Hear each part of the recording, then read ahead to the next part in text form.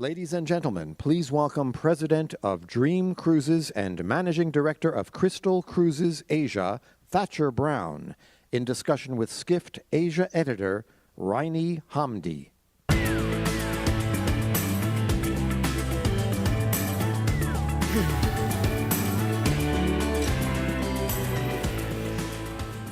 Wow, that wasn't.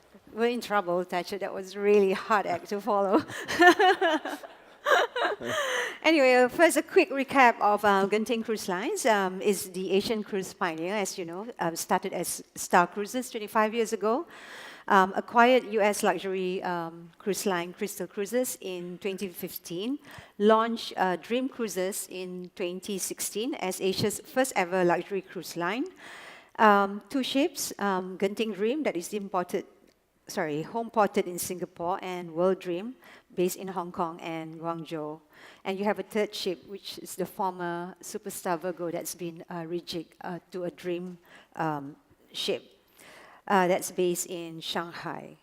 And you also own 3 German shipyards so that you can get your new ships built. Okay, so, and you're building 2 new global class ships, each of which can accommodate 5,000 people.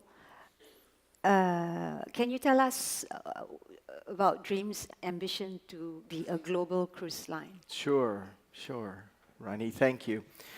I love that presentation. It's hard to follow a young kid.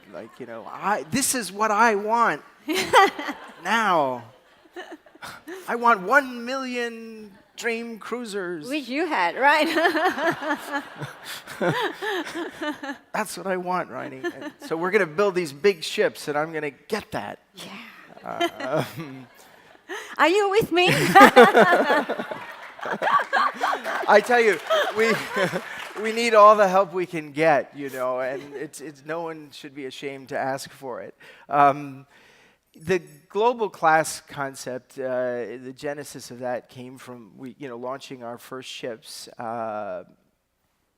Genting Dream and World Dream, and if I look back at it, we've been in business for 2.5 years, and actually we launched 3 ships in 2.5 years, which is almost 10,000 capacity, and now we're ramping up for 2021 mid-year sort of spring launch of the largest ship built in Europe, and she'll be 205,000 gross tons and 5,000 lower berths, and she'll be followed by another global class ship, and these ships actually can have a capacity of up to 9,000 guests, and that's a lot. And they're designed in a very interesting way, actually, because the concept of multiple berths is very important, obviously, in the industry. And the average size of the stateroom is about 20 square meters, and the idea is to be able to flex with demand and create a new cruise sort of experience and give people much more exposure. Now, also the idea is to leverage Asia's growing market in terms of cruise demand. And before we launch that ship, we'll launch another ship for Crystal. Prior to that, the Endeavour. We're waiting for the third ship for Crystal. Yeah, so it's coming. That's coming, as well. Right. Okay. So it's a very busy time. When you have your own yards, you can manage the cadence of your development, and the quality, which is important. But the global class ships are really special because it's going to be the largest theme park at sea, and there'll be 8 escalators. Moving people around and managing the flow is going to be very important. Right. She'll have just some very interesting features. Right, but the idea of the global cruise ship is also that you would start cruising from not just Asian ports, but globally too, right? Well, beginning with Australia, I understand. Expanding our distribution will allow us to obviously increase the brand footprint and offer the Dream experience more broadly. And currently we're constrained a little bit. We've expanded it quickly, but we have Hong Kong, Guangzhou, and we can pivot really to the Philippines, Okinawa, and Vietnam. And then you have Singapore, where we can pivot into all sorts of great destinations. And then we just deployed the Explorer Dream in Shanghai. So this will allows us to sort of cover those 3 core areas in Asia. Then when you bring the global here, we can then kind of rotate out and start to explore Australia, New Zealand, Alaska, and beyond. Yeah. Right. But currently your source markets are China, India, and ASEAN visitors, right? Are you planning to attract a more global clientele? Well, I think, we say that we're Asian at heart and international in spirit. So yes, the answer is we will. I mean, our home is in Asia, and depending on the deployment, the source market, particularly, for example, in Hong Kong and Guangzhou, is predominantly we look at for the China source market, Hong Kong, China, mainland China.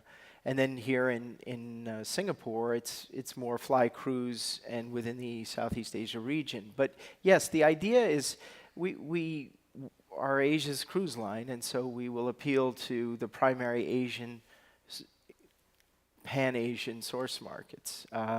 But we will deploy ourselves internationally. I think demand moves about, and you have to have your insurance policies. So you want to be able to have a healthy fly cruise, a healthy rail cruise, a healthy home port, drive cruise.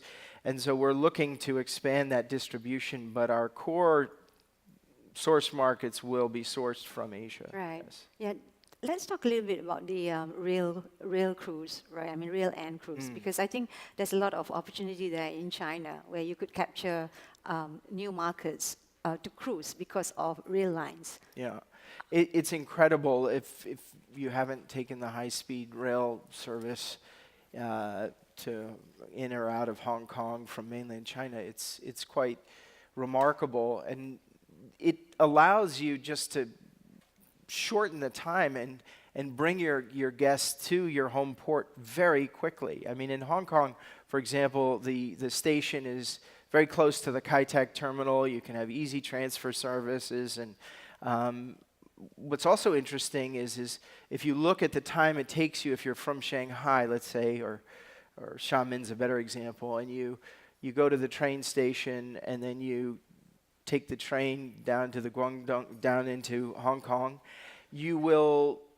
save time and it will be more affordable. And sometimes when you drive to the airport, you get on the aircraft, it takes a long time. So the rail cruise actually, within a specific radius, from a price point and a timing standpoint, is very advantageous, and it keeps growing. I mean, the footprint of this railroad is incredible. Right. I think, yeah. You're only seeing that in China or Southeast Asia as well? Well, I was in Laos a few months ago, and you hear about how the trains are being built, in throughout Southeast Asia as well. And so I'm less, that will take more time. But today, you can take a train to Guangzhou in an hour, and it's just hugely convenient. Yeah. Well, we've seen. Let's talk about the market. We've seen latest figures showing that there's a slowdown in China, although small, but it's still a slowdown. Is that because of a reduction in capacity, or are there other reasons? Well, I think when I first came out here in 2015, and some folks in the audience also were here then, I'm sure, in the cruise business, it was the Wild West. I mean, some brands were sending 4 ships out at a time, and as quickly as possible. The yields were high, the supply exceeded the demand, and you saw about a 64% growth in supply over, even in 1 year, and then it went to 30%, and then 20, and then when people started in 2017 getting nervous, and they were thinking, oh boy, supply has outpaced demand, and there's going to be a bit of a pullback, and what if the economy starts to taper? At that time, there was a lot of kind of debt that wasn't managed. Possibly, I want to be careful what I say, but in China, there was, I think, faster borrowing of money than there was GDP growth at a time. And so what happened is I think the combination of the increase in supply and the opportunity actually to redeploy your ship somewhere else where the yield was getting better. As we said with Norwegian. With Norwegian Joy, for example, I think that was a strategic decision to optimize their yield. And so, yes, there was a bit of a normalization of the market. And this, things are always cyclical. So you have interest rates, you have fuel price, you have exchange rates. Those are things we live with in the cruise business. What you don't live with all the time is geopolitical unrest. I mean, even when you watch the news today, you can see the positioning going on and how inclusive, one country is and another country, how that dance is occurring, and it can be very prolonged, and I think it's longer than we thought. We remain very optimistic, having said that. Why? Well, I would have to say, we're a year-round cruise line in Asia, and so we've been here for over 25 years only in Asia, and I think that gives you some resilience and understanding of where to find your business and how to manage it over the seasonality. And I think, first of all, we're in it for the long haul. I mean, our vision over the 10 years is to grow the 3 brands using our shipyards. And for us, when the ships leave and we're here, it provides an advantage. And yeah, I think the growth rates will start to temper down. I think it went down about 19% a year ago, and then it slowed down to about 11%. And my guess is next year you'll see it sort of stabilize and you'll see normalized growth. I mean, the demand in Europe grows at about 3% a year. Here in Asia, it was growing at like 30%. Yeah. And everybody was following the bouncing ball. So there's got to be a little bit of a pullback, stabilization. And I think, we see the middle class income rising. We see the appetite for travel increasing. And to your point, Indonesia, Malaysia. Yep. These markets, are so important, and they're growing. 40% kind of rate. Yeah, incredible. Crazy. And they represent actually a diversified guest, because your guest from China is going to be a little bit younger, whereas your guest from Singapore might be a little bit more mature and older, longer cruiser. So when you look at those source markets, the length of cruise, the demographic, it does give you a more stable base to work from. Yeah. Which brings me to the point, do you think that cruise lines have underestimated Southeast Asia and then just zoom in on China? I think Southeast Asia is very interesting because it is, of course, not homogenous. You can't treat it, you have to be very specific on how you invite people to cruise with you. But what's good about Southeast Asia, one of the strengths is, for example, Singapore, which is a very well-established fly cruise market. If you look at the amount of Indian guests that we get into Singapore, I mean, I think fly cruise, it's incredibly important. Indonesia as well. So I think when you have the ASEAN alliance, for example, for cruising going on, it really helps all of us, all of the cruise brands. And if you look at the Jewel and the cruise transfer product now that you can fly in, you can stay in a lounge, you can check your bag all the way onto the ship, you can shower, you can shop, then you get a transfer. And so I think, I don't think anyone underestimated sort of Singapore's capability of really helping the cruise industry in collaboration with all the different partners in the logistics. I think as you as you go broadly from Singapore into other areas, for example, the elections in Indonesia has caused some problems. You know, there's been some unrest. Port development varies based on regional government and things like that. So people are sort of role modeling the right, I think, countries and home ports, and there are these alliances and collaborations that help people along. And this is particularly true about port development and infrastructure. But I think you can't overlook the importance of Southeast Asia. Absolutely not. I mean, very high yielding. I mean, even in crystal, it's an incredibly important market, long haul for us. Yeah. Yeah, talking of crystal, you were saying that there's a third ocean liner.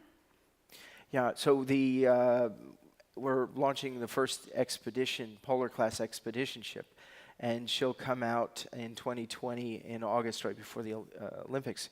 And she's 100 all-suite product, and that will be a real help to the fleet, because the fleet has 2 ships. They've been around for a long time, although refurbished constantly. That will really help us. And in fact, if I look at the bookings for that product, so for example, Antarctica, you know, and some really great ports that a small ship can go to, the base that we're seeing out of Asia is phenomenally strong. Taiwan, Indonesia, particularly of note in terms of that product. And that has helicopters on board and, you know, all sorts of submarine and things like that. So and the average rate is you know, Right. $1,500 a day. So, I mean, there's demand for that, which is great. But under Genting, to me, Crystal seems to be focusing more on smaller river cruises, yacht cruises, polar ship expeditions, as you mentioned. You even launched a luxury jet charter operation, right? Crystal Air. Yeah. So is this the growth direction for Crystal rather than the larger ocean cruising? Well, the riverboat product, there are 5 riverboats really, and 4 of them are Rhine class. They're all suite, all of them cabins are above the water level. And what we found is by launching that product, we could start to introduce new customers to Crystal. And that was very important. And I think the expedition class will also do that. Because you know, one of our biggest challenges is getting first timers. You know, the awareness is, you know, with the exception of Australia, which is probably the most mature market and highest penetration, 3% of vacationers know about cruising and take a cruise. We have a long way to go. Singapore is a little better than most Asian, Southeast Asian markets.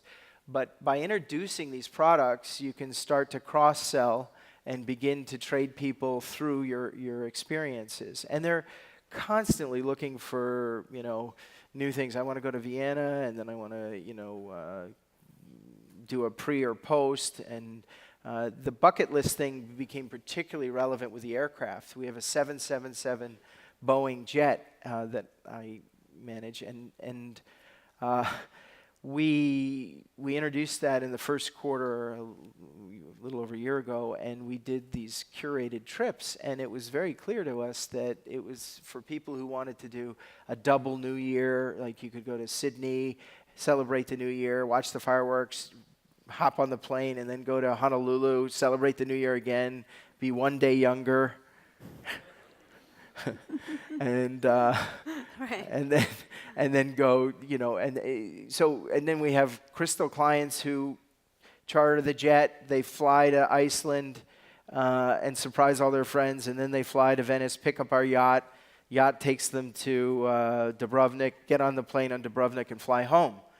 And these are things that when you have that portfolio, you can start to create. And so, yes, the aircraft is really a branding exercise as well. I mean, it's really impressive. We had our first live concert on board the aircraft last 2 weeks ago with a violinist playing in the lounge of this 777. I mean, who would ever think that? Right, right. So I hear that your river cruise ship, Crystal Mozart, that's leaving the fleet in 2020 for a new Genting venture. What is this new venture about? Oh, I can't tell you, Oh, but not another one. we, well, Of course not. working on that. Working on Okay, that this you are morning. very lucky because we don't have a lot of time for me Somebody's to gonna press on. somebody's gonna write a message on the board and ask me that question. So I'm glad you asked it. Part of what we do is manage the portfolio, look at the assets, see how they fit into our growth, and part of what we want to do is I mean, you'll see that that brought a lot of consistency to the Crystal Rhine class. So now we have 4 ships. They're exactly the same. They have 4 different itineraries, but their configuration is very consistent. The Mozart is a beautiful ship. She's very large. She's the largest, sort of the queen of the Danube, and lovely product, but was not of the same footprint. And so now we have the most modern fleet in the river for Crystal, and I will surprise everybody with the team on what we do with Mozart. Okay. I think we can take a few questions. Sure. Let's see. Are there any options for using renewable energy sources in the industry? In which ones do you see potential? So it's interesting because, of course, the industry is pursuing fuel cells, LNG, and when you pursue these things and you're a first mover, you do go through your growing pains because you need infrastructure on the port side. And I think so yes, in terms of using renewable energies, the technologies are there. For us, we will look for a stabilized solution and then we'll adapt it. In this case, I would say, for example, we just installed scrubbers in our vessels because, of course, you have to lower your emissions and that's a international regulatory requirement, and so we definitely follow and comply those and look for opportunities in terms of more efficient energy sources. Yeah.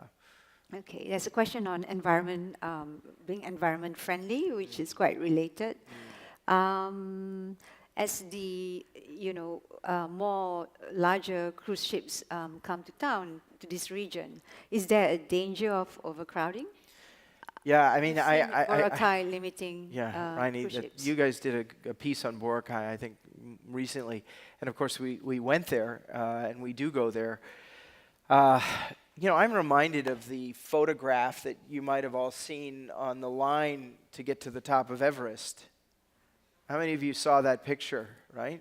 I mean, that's overcrowding. I mean, how can you let 200 climbers and have a maximum of 400 or something like that, and you're sort of standing at the highest altitude waiting in line to get to the top of Everest. And so for me, when I saw that, I was like, okay, I know what that's like. It's if you're going up the peak in Hong Kong, and the Zhuhai Bridge is there now, and you have the rail cruise now, and you have more people. And you need better management. You need better destination management. And I think this is where we have to collaborate a lot more with our peers and with the destinations themselves. Because, of course, we just saw a slide saying, this young lady was saying how travel unites and brings people together, gives people the ability to appreciate diversity and tolerate other things and learn. And so we have this constant tension between bringing lots of people to a destination and doing it in a way that has the right impact. And we're not perfect at that yet. And we need to get a lot better. I think technology will help us, actually. And the global class is a good example of that, where we're using a lot of the technologies to remove the pain points and give us more time to access destinations in a way that's more enjoyable for the guest and more efficient for the cruise line. I have one question I've always wanted to ask. Why is cruising healthy for destinations when a ship's priority is to increase onboard spending? Well, a little secret, we do make money on shore excursions. So we do like creating great tours and doing it in a way where we can monetize that. I think it is interesting because in Asia, the cruises are one of the reasons why I think you saw a little bit of a slowdown was because the cruise lengths were getting a little bit long, and the options were getting a little long. And so for a first-timer, they tend to like 3 to 4 days.